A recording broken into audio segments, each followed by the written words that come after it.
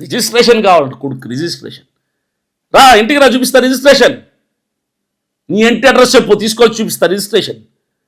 నువ్వు లెక్కలు అడితే నేను చెప్పడానికి నీ కింద పని నా కొడుకుని జీతగా అనుకున్నావురా నేను? నోరు నోరు జాగ్రత్త, నోరు జాగ్రత్త. నేను ఇప్పుడు మాట్లాడుతున్న ఏ మాట క్రైస్తవునిగా మాట్లాడలా, ఒక సామాన్యమైన వ్యక్తిగా మాట్లాడుతున్నా. నువ్వు హిందూ అని మాట్లాడడంలా, నువ్వు నన్ను చాలా దారుణంగా నా ఇంట్లో వాళ్ళని పేరెత్తి మాట్లాడే ఒకటి మాట్లాడుతున్నా, గుర్తుపెట్టుకో. మళ్ళా ఇక్కడ హిందువులారా చూడండి ఈ క్రైస్తవుడు ఎలా మాట్లాడుతున్నా, వద్దు డ్రామాలు ఆడద్దు. ఇంకా హిందువులందరూ నేను ప్రేమిస్తా, క్రైస్తవులు నేను ఎంత ప్రేమిస్తానో హిందువులు అంతే ప్రేమిస్తా. ఎందుకంటే మేమంతా భారతీయులు రా, వృచ్చా నా కొడక. భారతదేశం చిన్నాభిన్నం చేయడానికి పుట్టిన నా కొడుకురా నువ్వు. కులాల మధ్య మతాల మధ్య చిచ్చు పెట్టి బతుకుతున్నావు కదరా నువ్వు. మేము క్రైస్తవులం, హైందవులం, ముస్లింలు అందరూ ప్రేమగా బతకాలనుకునేవాడిని రా నేను. క్షమాపణ చెప్తే దాన్ని నువ్వు వ్యంగ్యంగా మాట్లాడతావురా నువ్వు.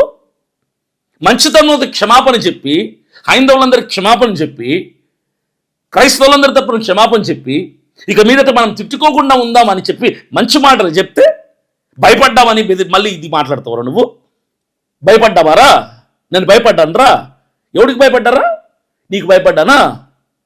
ఎవరికి భయపడ్డారా నేను? భయానికి అర్థం తెలియనట్టు నేను, గుర్తుపెట్టుకో. రాయలసీమ కడప బిడ్డను నేను, కడప బిడ్డను నేను. భయమా?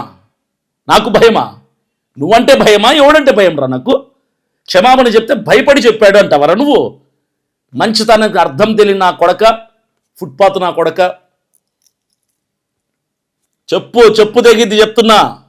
నోరు అదుపులో పెట్టుకో, నోరు అదుపులో పెట్టుకో. ఇప్పటి నుంచి అయినా మర్యాద దక్కది, ఇంకా మర్యాద దక్కది ఇంకా పెంట నా కొడక. ఇక నుంచి ఒక అభినయ దర్శన్ జోలికే కాదు, ఏ పాస్టర్ జోలికి వచ్చి నువ్వు కౌంటర్లు చేస్తే చెయ్యి, తప్పులు ఏమైనా ఉంటే మాట్లాడు. బూతులు మాట్లాడడం, అవలైలు చేష్టలు చేయటం, వ్యంగ్యంగా మాట్లాడడం, ఇవన్నీ చేసావనుకో నా కొడక,